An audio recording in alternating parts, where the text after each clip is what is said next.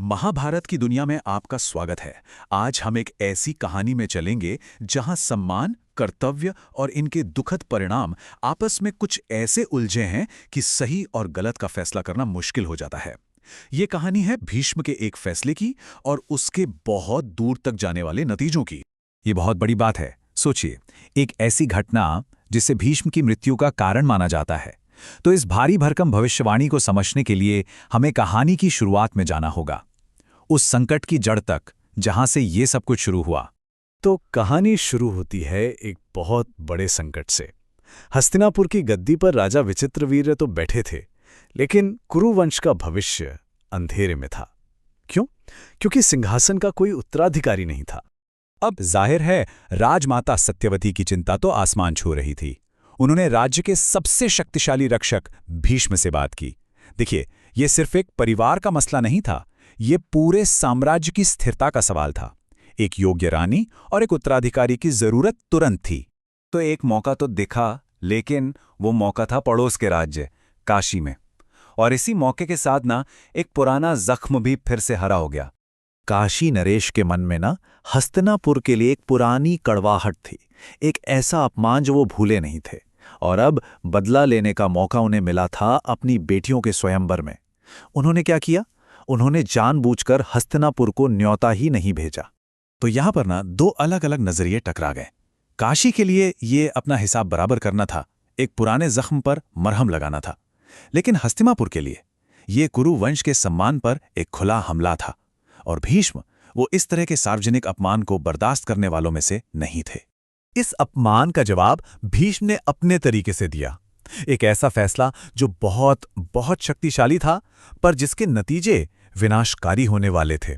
कल्पना कीजिए उस स्वयंवर सभा की, जहां देश भर के राजा महाराजा बैठे हैं और इस भरी सभा में भीष्म की ये गरजती हुई आवाज गूंजती है।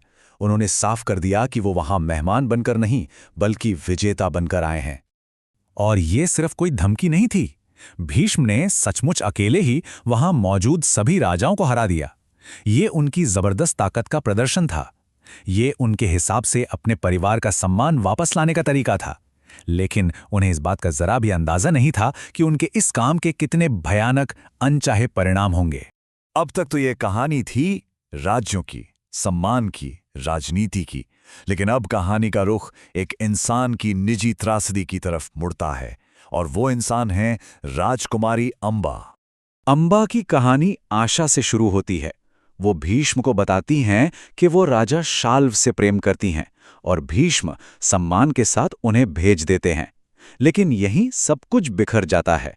राजा शाल्व उन्हें ठुकरा देते हैं, ये कहकर कि वो युद्ध में जीती हुई चीज हैं।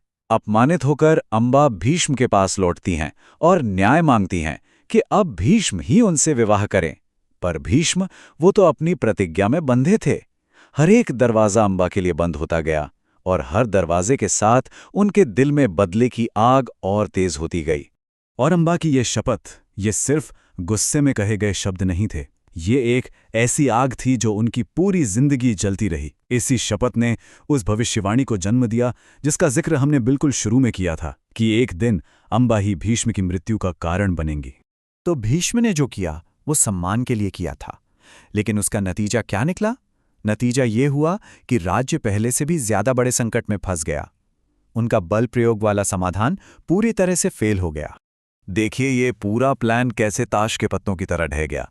शादी तो बड़ी धूमधाम से हुई, लेकिन राजा विचित्रवीर्य अपने राजकाज के कर्तव्यों को भूलकर बस भोग विलास में डूब गए। और नतीजा, सिर्फ 7 साल बाद उनकी मृत्यु हो गई बिना किसी संतान के। तो इतनी बड़ी घटना, इतना बल प्रयोग, और हासिल क्या हुआ? शून्य। एक बड़ा सा शून्य। अपहरण और विवाह के बावजूद हस्तिनापुर का सिंहासन खाली का खाली रह गया। कुरुवंश का कोई उत्तराधिकारी नहीं था।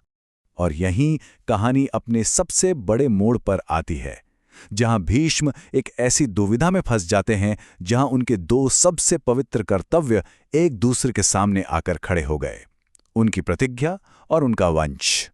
वंश को खत्म होने से बचाने की हताशा में राजमाता सत्यवती ने भीष्म को एक ऐसा आदेश दिया जिसकी किसी ने कल्पना भी नहीं की होगी।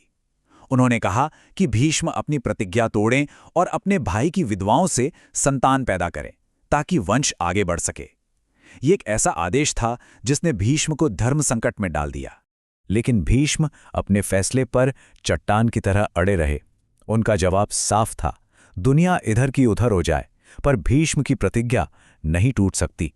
उनके लिए उनका व्यक्तिगत सम्मान उस वंश के अस्तित्व से भी ज्यादा बड़ा था जिसकी रक्षा की उन्होंने कसम खाई थी। और यहीं पर धर्म का सबसे बड़ा विरोधाभास सामने आता है। तो आखिर में ये सवाल हमारे सामने खड़ा होता है। ये एक ऐसा सवाल है जो भीष्म की पूरी कहानी का सार है। क्या धर्म का पालन करने का नेक इरादा भी कभी-कभी तबाही और विनाश का रास्ता बना सकता है? इस पर सोचिएगा जरूर।